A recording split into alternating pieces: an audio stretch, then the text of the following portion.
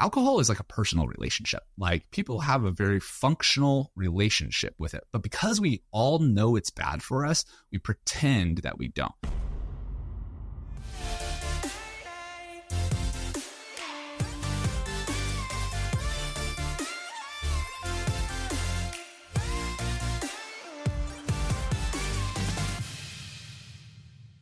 If you're running paid social ads, you'll know that creative is the variable. Knowing what creative is working, what's not, and how to develop more winning ads is so dependent on understanding actual creative performance at a granular level. At Fly Performance, we use motion for all of our creative reporting. It's frankly transformed our ability to develop, find, and scale more winning ads, driving more revenue and more profit for our clients. Motion empowers your creative and marketing teams with the data they need to make the right decisions through visualized and easily digestible, customizable reporting that clearly identifies the key drivers of creative performance, taking the guesswork out of creative to generate more revenue from your paid social ads. If you're ready to learn how the best DTC and e-commerce brands use Motion to ship winning Meta, TikTok, and YouTube ads, book a demo today or create a free account at motionapp.com. Even better than that, Motion offers a monthly subscription plan so you can dodge all those annoying annual contracts.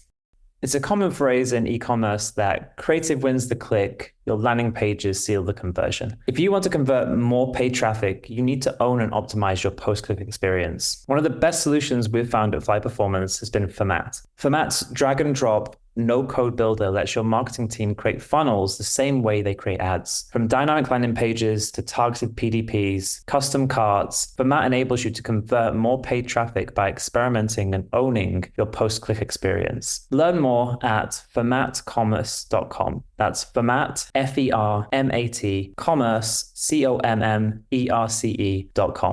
Managing your influence and creator marketing doesn't have to be a headache. At Fly Performance, we use Incense. Incense is a one-stop shop to discover and collaborate with creators to produce UGC content for organic social and increase your advertising performance through whitelisted ads on Instagram and Spark ads on TikTok. After trying several other solutions, we landed on Incense, and it's proven to be by far the best platform for streamlining and simplifying the entire process from discovery, briefing, launching ads, and managing payments. Our teams and clients love it. If you're working with influencers and creators to produce user-generated content for your brand or business, you should definitely check them out. You can learn more by going to incense.pro. That's incense, INSCNSE.pro.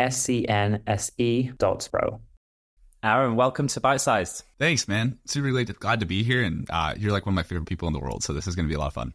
Oh, dude, I appreciate that. What a way to start the podcast. And likewise, I've known you for some time, always respected what you are doing, whether it's with the agency and now Brez, and we're going to dive into all of that. So I'm pretty familiar with you and your story, but for anyone who isn't, why don't you give like a quick overview of your career story, kind of what got you started and what you're currently doing? Absolutely. So I got access to the internet at a pretty young age. I think I was 11 years old. I built my first 2 websites for my dad's friends' fishing companies, and I used that money to buy my first MacBook. I got into iPod touch hacking. Then I got into graphic design. I started a e-commerce brand at 13 on MySpace and Big Cartel, the OG days. So you know something about that, I'm sure. I got into sponsorships and endorsements, is what we used to call it, modern day influencer marketing, sponsoring bands. I joined a band. Long story short, I just learned how to use the internet to promote a lot of different projects and ideas. And I tapped into a counterculture that existed there. And I think that accelerated my path to know how social works, to know how attention works, to know how the internet is the most massive and effective tool to influence those things. Failure taught me that if you can create really great products that actually improve people's lives and influence attention, you can change the world fundamentally. And that's what I'm trying to do today. What am I doing today? I founded an agency called Luycd, which is the largest cannabis social advertising agency in the world. We run 90% of all cannabis ads on social media. It's now ran by my partner, Alvin Klein. He's the CEO there. He's crushing it. And then about 15 months ago, I founded a brand called Brez, which is a microdosed cannabis and mushrooms in a can. It's a non-alcoholic social tonic that creates this happy, uplifted, euphoric feeling. And dude, it's just been scaling like crazy. It's kind of like blowing my hat off. And I'm just kind of holding on, to be honest, but it's a lot of fun. Amazing, man. Yeah, I mean, and one of the components of Brez specifically is the build in public. So we've all seen the Shopify screenshots, and it's just been an absolute rocket ship. What's that felt like? And did you anticipate it being such a, I don't want to disrespect the hard work, but instant success? Yeah, well, it's like my favorite quote about success on that regard is Steve Jobs said, it always surprised him how long instant success takes. It's like to like the outside world, Brez just popped up and blew up. It's this massively growing, like almost mind-bending, like how something can grow this fast. For people's reference, Brez did. Started 14 months ago. We did 2.5 million last year. I think we've done $12 million in revenue thus far, and we're pacing for 25 million for the year. To answer your question, did I think it was going to happen? Fuck yeah, I did. Like, I knew in the bottom of my heart that this is what the world needs, and primarily because I knew what I needed. Like, I used to drink a lot. I joke around and say I went pro and retired early.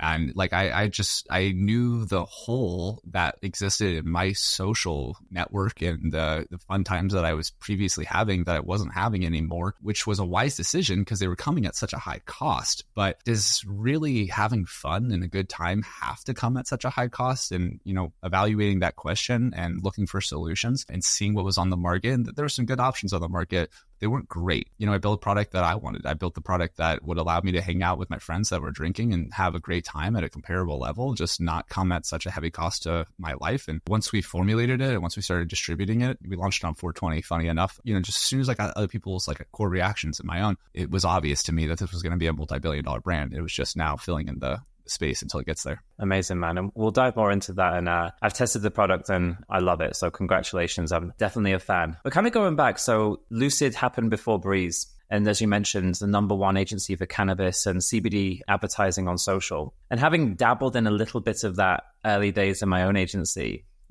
cannabis and CBD, historically, probably the most challenging verticals to market through digital and social media. For sure. Yeah. With all the legal restrictions and everything. So why did you choose those verticals? So the core principle that I think I live by is that going down the same rabbit hole that everyone else goes through never is going to lead to outsized returns. And that I find that the only way you're going to catch wind is going upstream. It's kind of a weird analogy, but it's like you find outsized returns by going against the grain, not by following the mill. So that was kind of like the premise. I also, a little bit backstory, like I said earlier, instant success is never really instant success. It's always kind of stacked over time. So I was the CMO of a company called Monk, M-O-N-Q, which was a portable aromatherapy diffuser. We essentially took vape tech and we removed the nicotine and tobacco. We added essential oils to it. And I tried to advertise that. And first, Meta was telling me, no, you can't advertise e-cigarettes. And I wrote letter after letter to Zuckerberg and policy, et cetera, just saying, this is not an e-cigarette. This is a aromatherapy vaporizer that uses vaporizer technology. And that if you don't see that, then the corporate machine has ate your soul or something like that. Something like really silly. Yeah. And funny enough, though, after I sent that letter, my ad account got unlocked and we became the first non-vaporizer, quote unquote, to run ads on Meta. So that taught me that there's multiple ways to innovate. You can innovate by throwing out the rules and just doing new shit, which is what most people know, or you can follow the rules better than anyone else and then build new rules on top of them. That's what really kind of unlocked the potential for CBD advertising later in life. I started a CBD brand after that, right after the 2018 Farm Bill, which is what really created the conditions for hemp-derived products to be readily accessible in the mainstream market.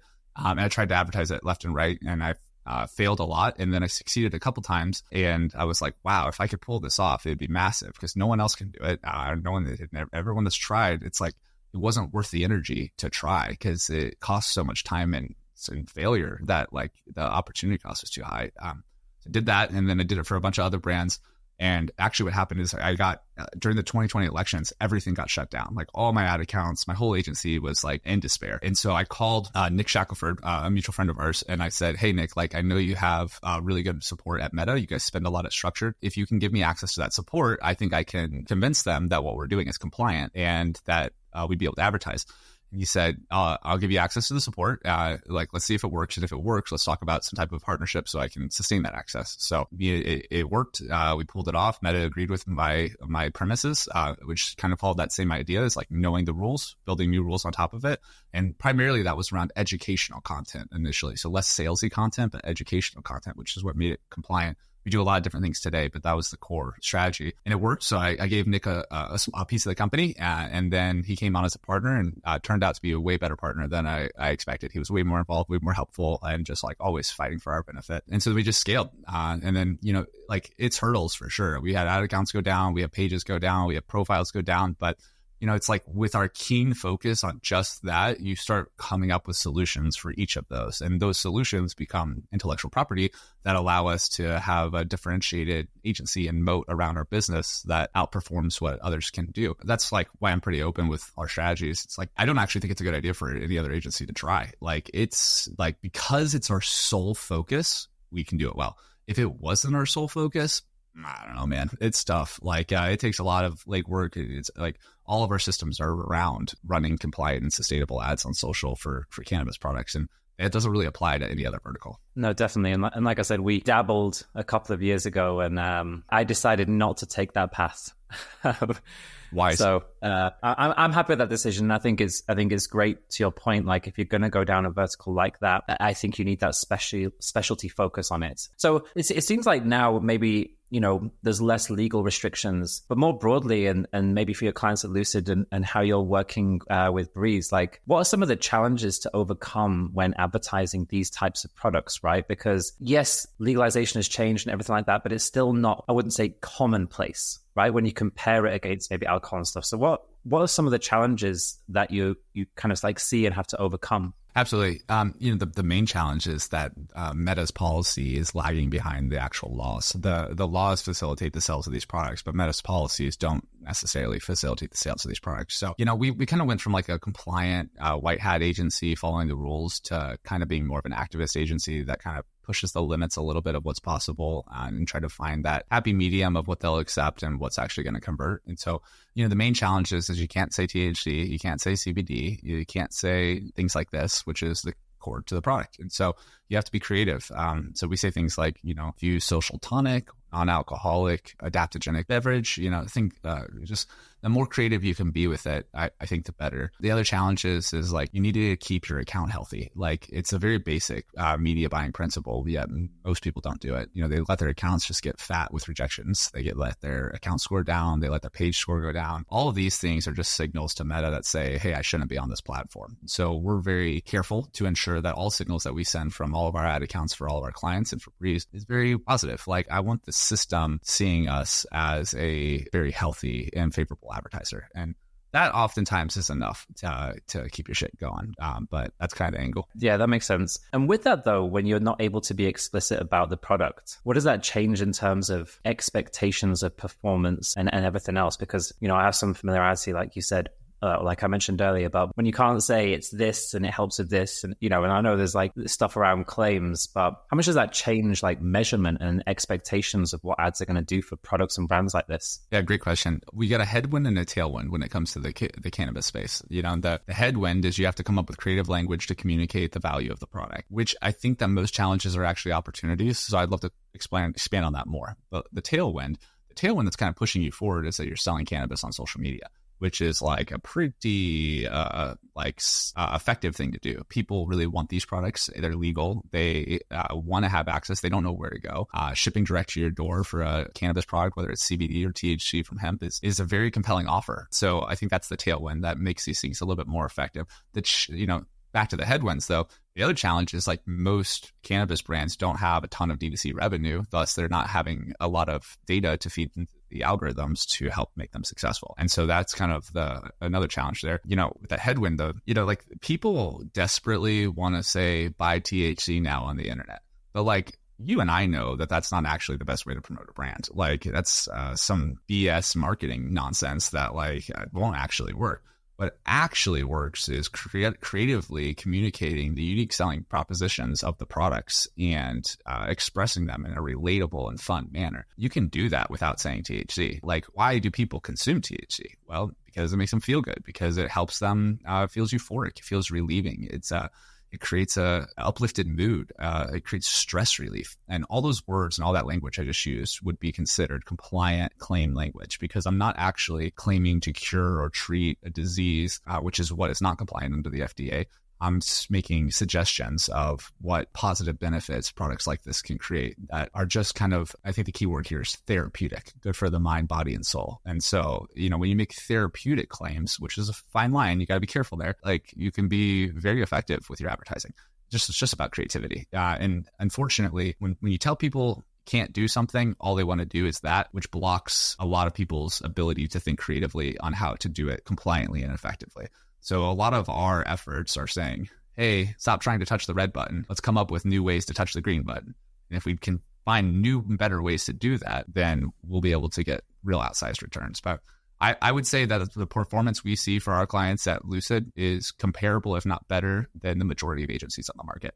Part of that is we have a really good team, but the other part of that is we spend a lot of time coming up with unique ways. Plus, like when you're in a vertical like cannabis and you're a leader, some guy told me this one time I really liked. 2 is a conflict, 3 is a specialty. Like we have learnings that we collect from running the best brands in the world in cannabis on Meta. And, we have a rising tide raises all ships approach where if I figure something out with Brez, I distribute it to my clients at Luycd. Like if we find out new compelling ways to communicate, or like we try to share that. Now we do so in a way that protects our clients' privacy and consumers' privacy, but there is definitely like overarching strategies that can be applied to the market at scale.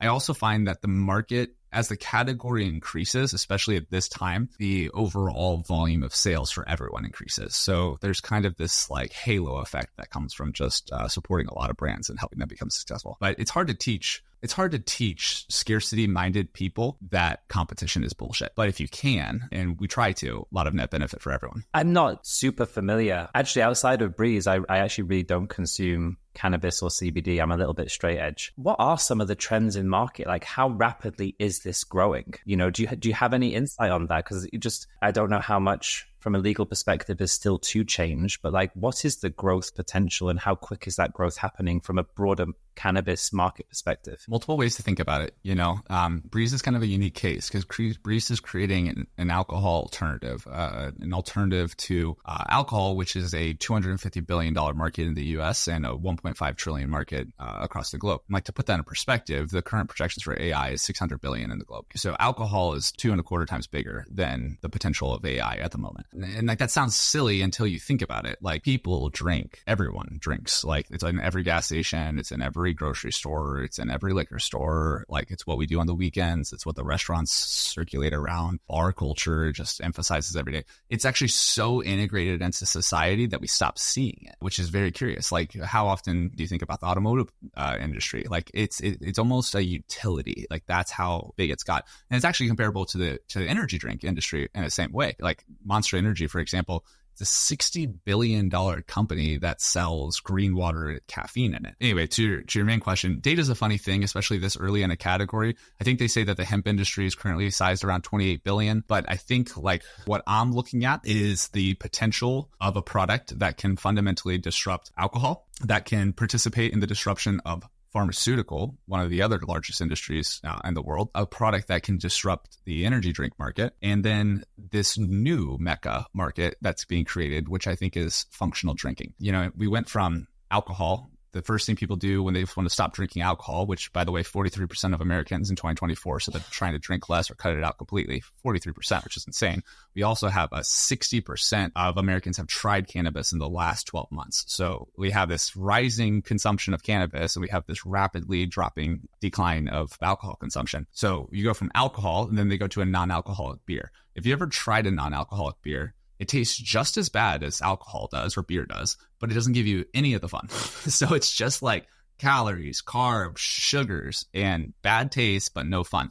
So consumption changes. All of a sudden, people that drink 5 beers a night go to drink 1 NA beer every 3 days, and they do that for about a month, and then they stop drinking them.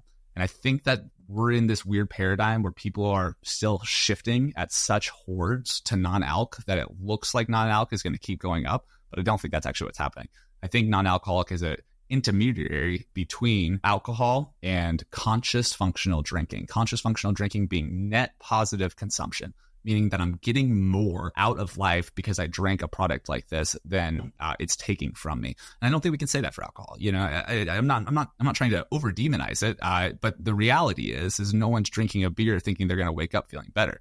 It might lead to some of the most fun times or best times of your life, but if you take a zoomed out a look at it, I think for the majority of humans, that's actually a net negative experience, although it might have spikes of fun and positivity, and for sure. So I guess my fundamental question is like, is there a better way to feel better. And I think we've proven that there is. And if that holds true and people realize that by feeling and understanding, I think there's few bigger markets in the world. I agree with everything you're saying as someone who drinks beer, right? And it's, I don't want to expose myself on my own podcast, but it's like, I don't drink excessively, but it's a relaxation tool, right? It's a relaxation social tool. And I have I've had some personal hesitancies about getting high. And I think one of the things I enjoyed about Brez, I actually remember messaging Nick being like, I really want to support and try the product, but dude, I don't want to get high and not be in control. And so I think, he reassured me. And I think that's probably some of the broader consumer perception, right? Of like, well, maybe it is a good alternative, but I don't want to feel high and be tripping and all that sort of stuff. There's a lack of education, because I'm sure you even deal with this. My brief experience with CBD is like, people think CBD is going to get them high. There is a lack of broader consumer education around, and I think that's where like dosing comes in, and education, to your point. How have you thought about that in the development of the products? Honestly, like, I didn't build Brez for cannabis consumers. I am a cannabis consumer, and personally I enjoy cannabis, and I think it's great and adds a lot of value to my life, but that's not who we built this product for. We built this product for people who are enjoying alcohol, who want a better way to feel better. And I knew that THC, especially from hemp, and a full spectrum variety of hemp extract, where it's THC, CBD, and other minor cannabinoids, is a very therapeutic and efficacious ingredient and could add a lot of value. And I don't know how much we want to get into the science, but like Brez is actually like a pretty science-forward, technologically advanced product. The extract we use is called mother liquor, which is a naturally derived extract from hemp. And then we nano emulsify that through acoustic processing technology, which is a bunch of big words to say that we make the particles, the THC particles, really small by hitting it with sound. So we kind of blast it like with big speakers, essentially, to make the particles break down to smaller sizes, which makes it homogenize through the liquid. So you don't taste like a gritty, or you don't taste like weed or anything. So it's dissolvable into water. But what's so interesting about nano emulsification is it changes the effect curve of the product. So if you take a puff of a joint, it's super high, like really quickly, especially California weed, like it's the strongest weed in the world. I'm not saying we should outlaw it or anything, but we should recognize it's really strong weed. So you take a puff of that and you're kind of blasted. It's kind of hits you fast. It might be fun, but it's not really a social thing you can do it at a bar. It also smells a lot, and you're burning plant matter ultimately. So that's not really best for your body. Where edibles is different. Edibles, and so you get high quickly and you fall off with smoking. Edibles, you take them, and then you're kind of just waiting like 30 minutes, 60 minutes, maybe 90 minutes, and then it hits you. And what's different about edibles is it processes through your liver, and it creates another compound in the processing of your liver called 11-hydroxy-THC, which is actually more notorious with like a psychedelic experience. So if you hear these stories of people who ate an edible, they were sitting on the couch, they felt like they were dying, and they called 911. This is often the case. Also, dosage is very unclear, like what is strong and what is not strong. Like 5, 10, 15 milligrams doesn't sound like that much, but especially when you're comparing it to a product that's 100 milligrams or 200 milligrams on the shelf. But like for a novice consumer, that will put you on your ass. So there's that issue, right? But with this nano emulsified tech, and specifically THC, it makes the particles so small that they're actually absorbing through your mouth, through your cheeks, through your throat, through your stomach lining, and you're feeling it within 5 minutes. And what is that comparable to? Alcohol you feel very quickly. Like you get that initial euphoric buzz when you have that first sip, and it gets like a relaxing effect as time goes on. So with Brez, this nano emulsify technology, we figured out in how to make cannabis fast acting and short lasting, which are the two requirements necessary to compare the effect curve to alcohol. So when you drink Brez, you feel it quickly and it falls off fairly quickly. It's also because we're able to cap the dosage, it's not like you're just shooting off into the stars and you don't know where you're going to land. And it's not like you're on this 4 to 6 hour journey. And what's beautiful about that too is just like alcohol, you can sesh the drinks. You can have one, feel it. You can have half of one, feel it. You could have 2, 3, whatever you want, and have that kind of unique experience. So like we thought about it less of like, can we make a better cannabis product for cannabis users? Thought about it more of like, how would you make a product that would actually be able to replace alcohol for the majority of consumers and still feel great without the consequences? And we looked at the ingredients that could really help us do that. Hemp-derived THC through this nano emulsified technology was a great example. Also, we do a similar process with lion's mane, very potent, very fast acting, which creates a little bit more of that euphoric buzz that you get with alcohol paired with the relaxation that you get with THC. And I think just like you're saying, it doesn't feel like weed. And I mean, there's definitely a parallel. Like you can compare it if you're familiar with cannabis, but it's not really like this cannabis buzz. It's a very unique experience that feels both relieving and exciting all at the same time. And that is, I think, the effect magic that the alcohol industry tapped into thousands of years ago and that we're evolving out of now. Yeah, no, and as I mentioned, personal experience. I've tried cannabis, and I don't know whether it was California weed, and I did not enjoy the experience. And then Brez, to your point, it was subtle and calming, and yeah, none of the what I perceive to be the negatives of smoking a joint. Right, I didn't enjoy going down that route. So I love that was the mindset going into the development of the product. And you kind of mentioned it earlier. It's not the first cannabis infused product on the market. Right, there's been products and brands beforehand. Like this isn't necessarily like a compare yourselves, but what differentiates Brez? Is it that process? Is it the real focus on it being that very social, not specifically tailored for a cannabis user? Yeah, I think so. Like at the end of the day, and I ask myself this question often, is like, what makes Brez different? It just hits different. Like we're keenly focused on creating an efficacious and safe experience for the majority of humanity. I think a lot of the rest of the brands are creating a great product, but I think that a lot of them are just selling THC. Like I'm not interested in solely shilling more THC. And I'm not trying to cast shade. I love a lot of the other brands and products in the market. I think they're great. And I think the bigger the category, the better for everyone. But I also think that like, if you're asking about my philosophy on how I'm building the brand and like where I think this market goes, like people aren't buying weed, they're buying experiences. And whoever could craft the best experience, that's who's going to win. And what is winning, I think, is an important question. For me, it's like, I don't really have this ambition to make a lot of money from Brez. Like, I think that will be a natural outcome of creating value. But the real focus is like, I want the option to have efficacious, fun, life-enhancing experiences with my friends that help me connect and ultimately love more, that don't come at a heavy cost. In fact, they should not come at a cost. They should come at a value add if possible. And I think it is possible. And I think that we're keenly like tapped into that. Like, I think that's what we're paying attention to. And I think that's a lot different than a lot of people paying attention to. I think a lot of people are looking to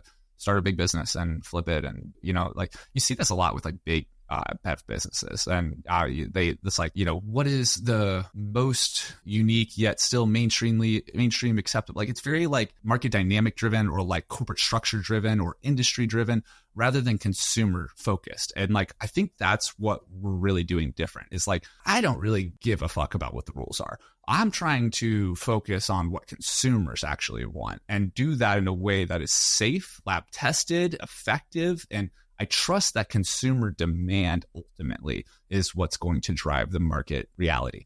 And so I think that's what makes us different. I think we get it. Like we get that there's not great options and we want to make one. And now the challenge is like there's a changing legal landscape around hemp. It was legalized in 2018 at a federal level, which made this whole thing possible. Now they're talking about potentially changing that, which could be a problem.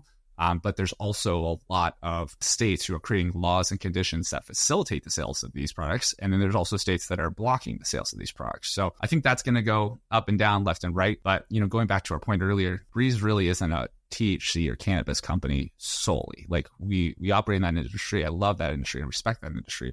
But I'm trying to create a functional experience company, a functional beverage company that uses a host of different conscious compounds, net positive therapeutic compounds in a range of different end states that people feel good without feeling worse. And like there's so many herbs and compounds and beautiful things like that are so natural and have been used for millennia for human benefit that haven't really been modernized with modern technology. And I think that like direction sounds like a lot of fun. And sounds very good for the world. And I like that. How do you think about, and maybe it's too early to kind of say, or maybe you don't want to say, how do you think about product expansion within the brand and within the kind of vertical that you're within? So right now we have, we started with our single, which is a 2.5 milligram THC. So it's a small version. This will be comparable to like a single shot or like a single beer. And this we call our double. So this will be like a double strength or double shot. Which are 5 milligrams. This is what we sell them a lot of these days. Most people end up drinking this. And then we have a non-infused option. So this is our no THC, just lion's mane mushroom blend.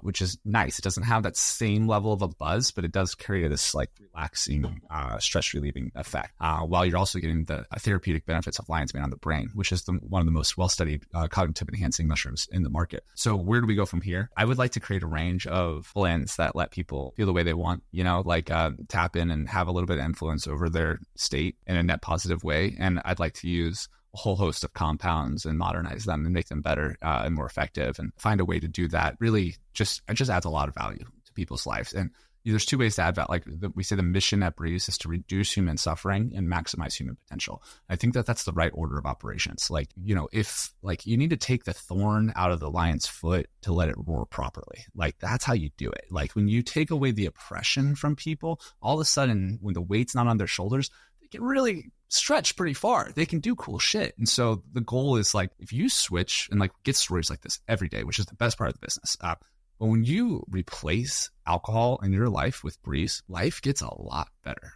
Like all of a sudden you're having nicer times with your friends. You're feeling better in the body. Your conversations with your husband or wife or partner are much more pleasant. Your kids want to be around you.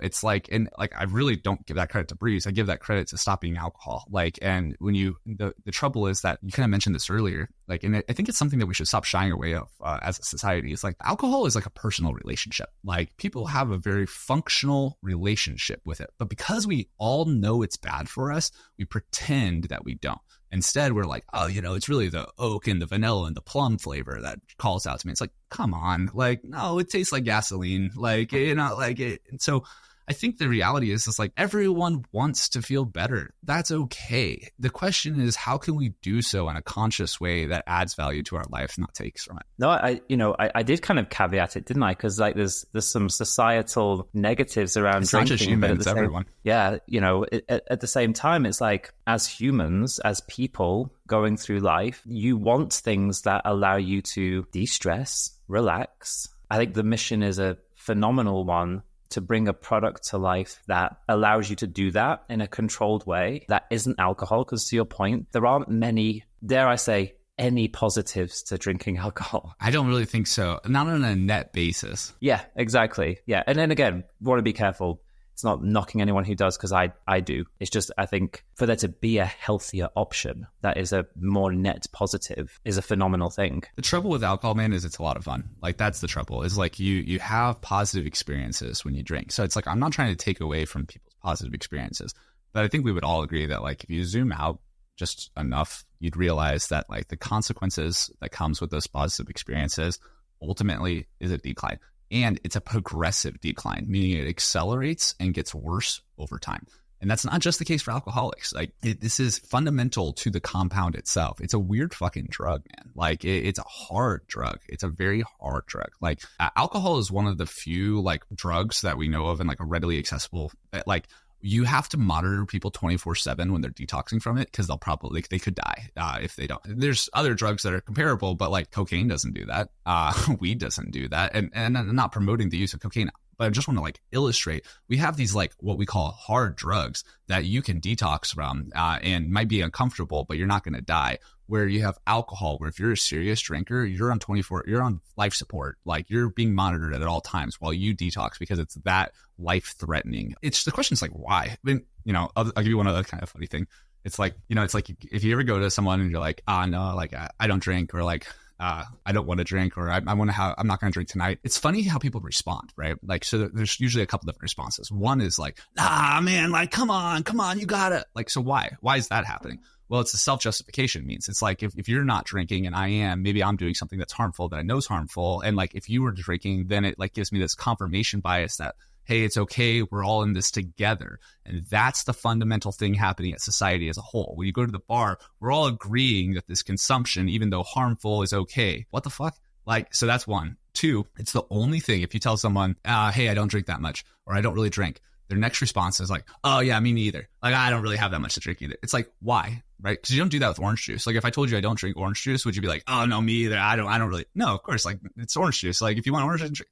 So why is there this inherent justification and like denial, because we know it's bad for us. Like, we're conscious creatures who can tell when we're consuming harmful, toxic things. And like, that's just often the case with alcohol. And like, I get it. I really do. As an avid consumer of alcohol, there's a lot of fun times to be had with it. But like, at the end of the day, the consequences are just significantly greater than the benefits. It's interesting to think where society will be in another 100, 150, 200 years time. Because you think about the inception of alcohol wasn't that long ago. For like, do you know what I mean? Like the broader inception of consumer driven alcohol. And you just grow up with it because it's passed down generation. There's pubs, there's bars, and it's what's served. And to your point, it's like, it's a powerful drug. And a net negative. And it's really interesting to think, like, you know, as younger generations come up and there's more and more people, as you say, like giving alcohol up, sobriety, the spreading of information and knowledge across the internet and social media of how these things are bad for you and how they're net negatives. You know, I wonder if there's a world whereby that shift actually flips. I'm sure the alcohol companies will fight against that, right? But I can't see it not happening to an ever increasing degree. I think that ultimately, like, it's less of a like us against them. Like, I make it sound like that sometimes, and I really shouldn't. That's not really my goal. The thing is, like, we're all humans striving to do the best things we can. I don't think that a lot of the alcohol companies are like trying to hurt people. But when you realize you should offer them better alternatives that they can choose from. And I'm also not saying that alcohol should be prohibited. Like people should have access to do generally whatever they want, is kind of my perspective on that. There should be education and guidance around that, but it's not about prohibition. I think it's about better offerings. And so my expectation is that alcohol is going to respond to consumer demands. And if they're looking for non-alcoholic options like they are, then they're going to release non-alcoholic options, which we're seeing that with Guinness Beer now, who sells a significant portion of their revenue is now non-alcoholic, or Heineken Zero is like one of the top rated non-alcoholic beers. White Claw Zero has been making a splash lately. So all that happens. Athletic Brewing, a huge, entrant, like, I think that's like, they're going to do that. The next phase is they're going to being in functional beverage. Like, it's just, to me, it's obvious. I think I see it a lot earlier than most people do to its like fullest potential, but I very much believe the rest of the world will catch on very quickly.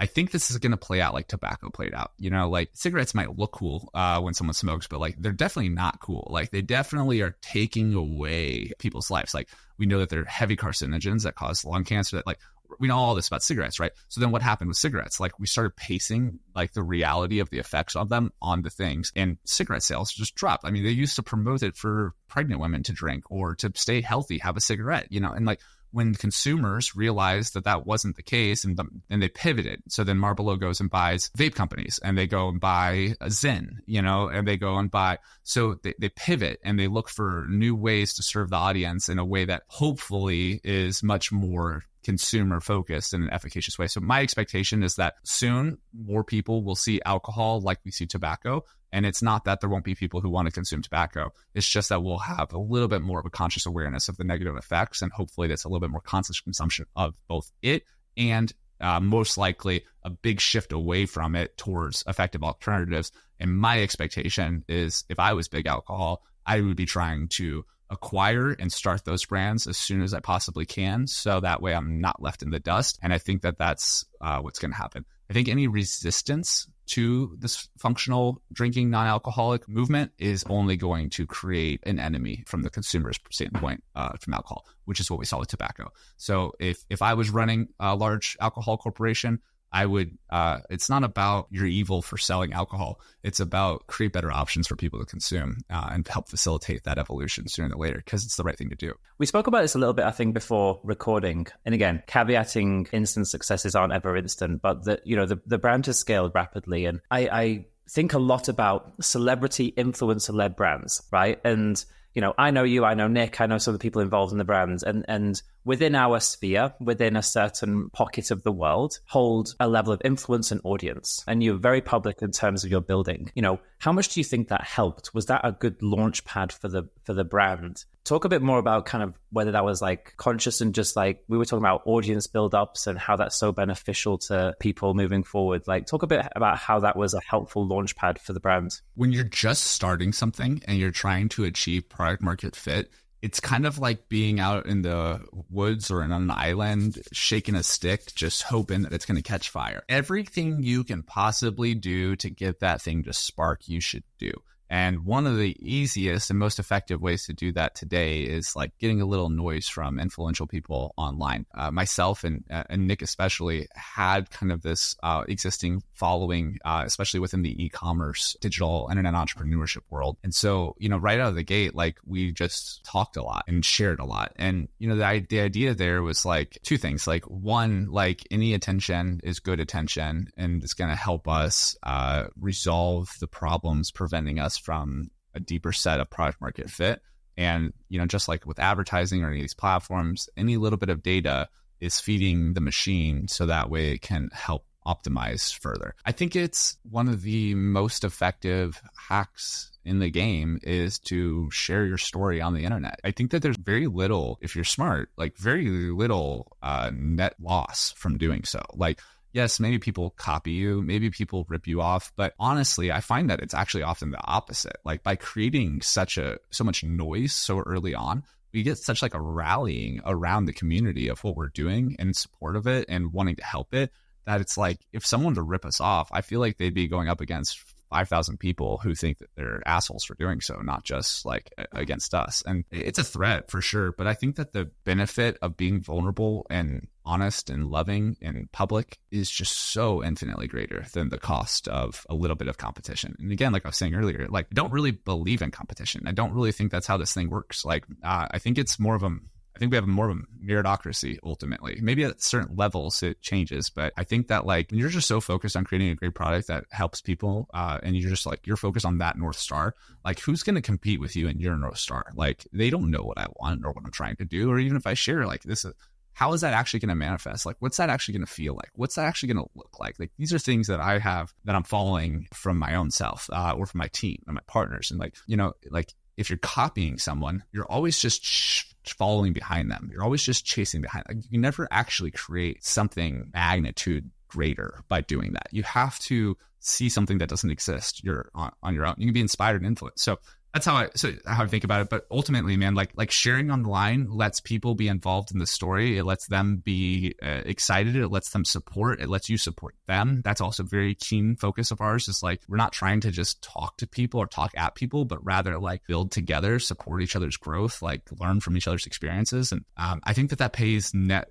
positive benefits for a very long time. Like, when you treat people, and the internet is just really a new medium to promote that existing idea, which is that relationships and connection are important, and sharing your story and your experiences and your learnings and your wins and your losses adds value to each other. And the internet allows you to do that in a new way, in a broader sense, and it stacks over time. And I think that it's probably going to be one of the more valuable things to our business for years to come, decades to come. And it's hard to really quantify. And, it's like you shouldn't just post on the internet to post on the internet, but if you have something worth saying, say it. And I don't know exactly how to quantify it, but you'll feel the wave of energy of constant support from those around you when you do so. And it's definitely a winning strategy for us. Again, I've known you for a while, and would definitely classify you as a friend and a peer in the space. As a founder and entrepreneur, I'm also aware that, I say post and talk a lot, but you into your routine and your habits, and you're very intentional with how you live your life, which I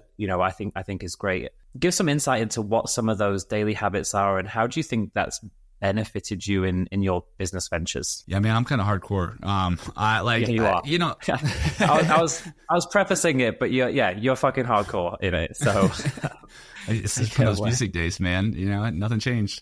But no, I for me, it's like, so it's a handful of things. Like I think it starts, and this is the one I don't always do as best as I want to, but I wish I did better, is like proper sleep. Like people undervalue what good sleep does for you. It's just so core to the body and your system that if you're not getting enough sleep, you're not your best self. So I try to start with best sleep. I don't always do that perfectly, but that's what is probably the biggest net benefit. Other than that, I wake up, I do ice bathing. I'm pretty hardcore into ice bathing. I have a ice bath in the back called a Brass Monkey that makes ice, and it's 33 degrees, and I get in there most every day for somewhere between a minute to 5 minutes, and do it a few times and hop back and forth between the sauna.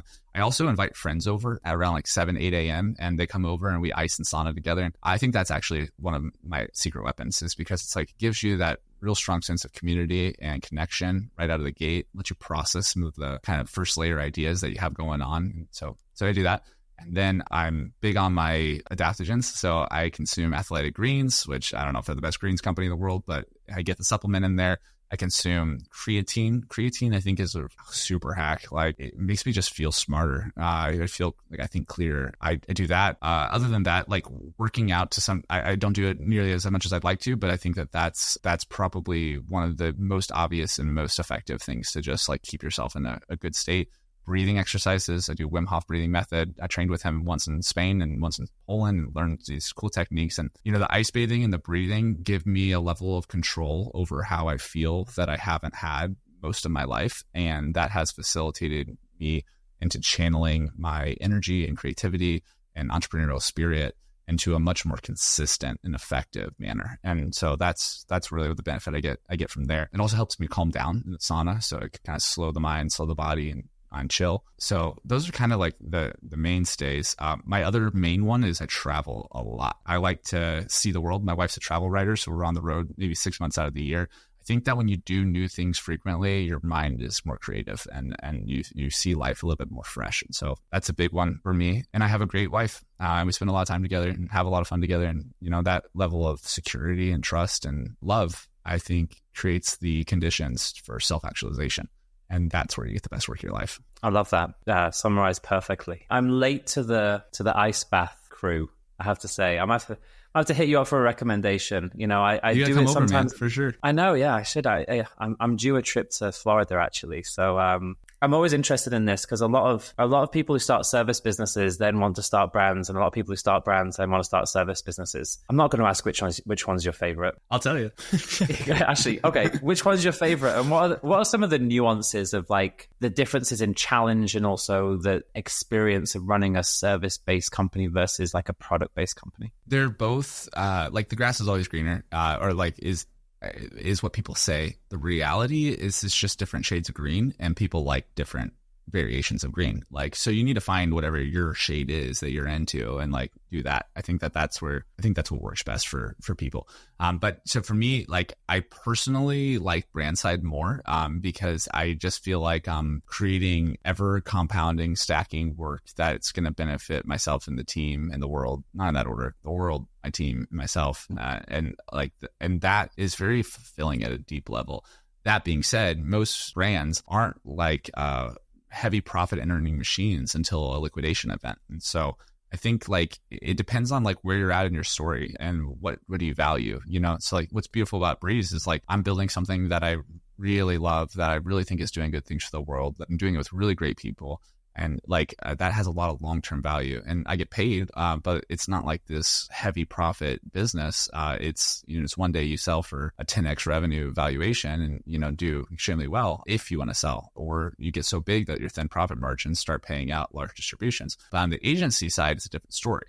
Agency side, the day you land a client, you start making a lot of money. It quickly stacks to significant capital. And what's interesting, it's like agencies don't typically become as big as, or they have less potential to become as big as consumer packaged goods brands or D2C brands, but they are profitable, and they start spending that cash off consistently. And that allows you to live a very good life.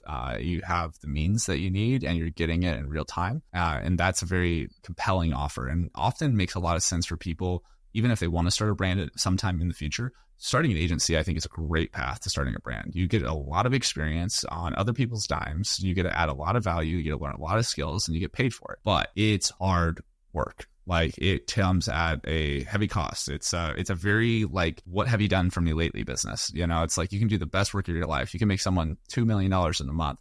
And then next week they're like, well, why isn't this working? And how are we going to beat it? And why aren't you doing more? And that's a tough paradigm to put yourself in at all times. So I think it's a balance. I also think good partners help. It's like if you can, many hands make a light load. If you got good friends and good community around you, I think that it gets a little bit more sustainable. Love that. That's a great response. I had Jess Chan on the podcast a while ago, who runs a great retention agency. She said how like agencies, by it's people business, so there's an emotional tax involved that, I'm not saying isn't there in a brand, but even myself kind of have an agency and I'm in very early stages of been involved in a couple of brands, but more so from like a partner perspective. But launching my fashion brand, it's like, there's an emotional tax to an agency because it's people, is clients and different dynamics. And yes, the growth can stack, but you're always kind of having to prove your worth, right, to clients. But I like that. Different shades of green, I think, is the right approach. But good to know you prefer the brand side. And like what and then I'm not ever like, there's people who prefer the agency side for sure. Like, and I think it's like to each their own on that thing. It's also just like, I think that like not thinking so linear about the projects that you work on in your life is like a very good skill to learn early on. Like if you can think that like I'm doing projects that are stacking towards like overall mission or overall goals, I think that you can do really well. Like, if you don't have any money, trying to start a brand with no money and no experience and no skills is a surefire way to live like a living hell type experience, and so experience a living hell type experience. Like, I know that because I tried it. Like, I had a lot of success in D2C working with other people and then tried to do it myself thinking it was going to be all, easy peasy. And it's not. It's expensive. It's time consuming. It's challenging. It's taxing. It takes everything from you, but if you can earn a little bit of cash doing agency or freelance or working for someone else, like if you think of life a little bit more of like a journey with chapters rather than like a singular thing that I like, what do I do with my life? Like, I don't know what the fuck I do with my life. I'm making cool shit, like trying to help people's lives become better. And like, I'll see how that evolves and I'll figure out new things. And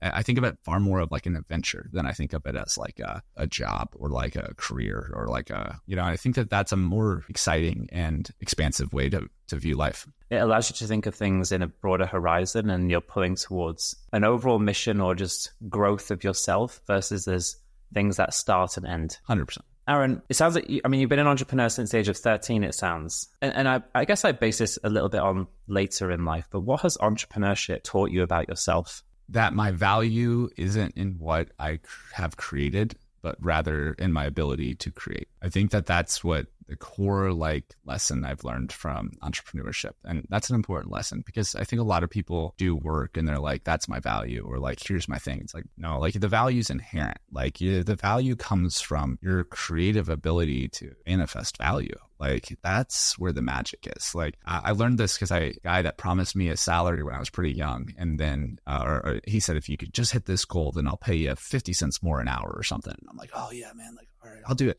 Pulled it off in a week. And then a week later, he's like, oh, no, I'm not doing that. They essentially did it too fast. And he's like, and he also was like, you need to tell me exactly what you did to make that happen and how it worked. And I'm like, why would I give you this information, especially whenever you're not honoring your side of the deal? And it really broke me down. And I learned right then that like my value isn't what I've created. My value is in my ability to consistently create new value. And like when that shifted, I just saw the world a lot differently. I realized that like fundamentally what's important in life is value. It's not money. It's not, assets. It's not like it's value creation. Like when you understand that money is a representation of value and you know how to make value, you have all the money in the world. You have all the things in the world. You can do whatever you want. You have the flexibility to move and navigate through this existence like no one knows. And the trouble, man, is like the whole society, all of modern society is wrapped around serving value rather than creating value. That's a very important delineation because if you're, like an obvious example of this is like, oh, well, who's the rich guy and how can I support him? How can I get him to pay me something? Like, no, man, like how did the rich guy become the rich guy is the question. And the answer is usually like, I figured out how to make laundry pods and that was way more convenient for all of us. We really liked that. And like, so bought his stuff and he made a lot of money. And like, that's a good thing. That's a good thing for society. That's a good thing for existence. Fundamentally, it's good for consciousness. That's what we need to get back to. And we used to think this way as a society. We used to see people like Edison, and we used to see people like Tesla, and we used to see people like Roosevelt, as like real superheroes because they were superheroes because they figured out how to do things that humans didn't know how to do before that added immense value to society as a whole. And somewhere we've learned that being a lawyer or an accountant is the thing to do. That's not the thing to do. Those are value serving things. You need to be like my opinion, just, for what it's worth, is that the real superheroes in our world are the ones that are going out there looking for ways to create net new value for humans. Like that supersedes all the physical nonsense that we deal with. That supersedes all the cliquey, social, political, whatever. If you figure out how to make electricity and you can now heat people's homes and turn the light on when it's dark, that's so valuable. And that's what I think we should be respecting and glorifying. And I don't say that to like, hey, like glorify me because I made value. It's just like, that's who I care about. I'm most interested in the people that are changing the world and making it better because I think that that's a very high level way to think. And I think that's where the best of life comes from. I love that. And to your point, is like, I think a lot of people chase what they can gain versus following how can I add or create value in the first place. Nick taught me a lot about this, actually. You know, he's good at this. Like, he's very like giving centric. Like, he's always looking for ways to serve other people. Like, I mean, like, think about it, man. Like, if it's all about love, then isn't service like to like others like the greatest thing you can do? And like, if you can like start a fire for someone, that's a pretty loving thing to do for them. You know, if they don't know how to start a fire, or give them water, or give them electricity, or you know, whatever it is, like it's like that's what it is. It's like it's ultimately when you create value and you're doing so for the benefit of others, you're giving at the fullest extent and serving at the fullest extent known, which is really ultimately just a manifestation of love. And if that's your focus, the rest works itself out. Aaron, I think that's a perfect way. I could talk to you for hours, but I think that's a perfect way to end an episode, man. I just want to say thank you for the friendship over the years, and congratulations on what you're building with Brez. I'm a fan. I think the way you're building it, the way you're building in public, and also, you know, I know this about you, but it's really come through in this talk, like the authentic reasons for why starting the brand. It comes through in the product, it comes through in everything that you do, and it really comes through in our conversation. I think that's one of the reasons that Brez will continue to be a massive success. So congratulations, man. Can't wait to keep following the journey. Can't wait to come to Florida and do an ice bath with you as well. And just thank you so much for your time. Absolutely, man. I appreciate being on here. I appreciate the great conversation. I appreciate the great questions. And I'm excited to see how Brez unfolds. And I'm excited to see how this podcast continues to grow and expand. And you're always doing such amazing things. And I'm grateful for our friendship. And come over sooner than later. I got a place ready for you. And we'll do some ice bathing, sauna, and maybe film it. Definitely. On my way. Thank you, bro. See you soon. All right.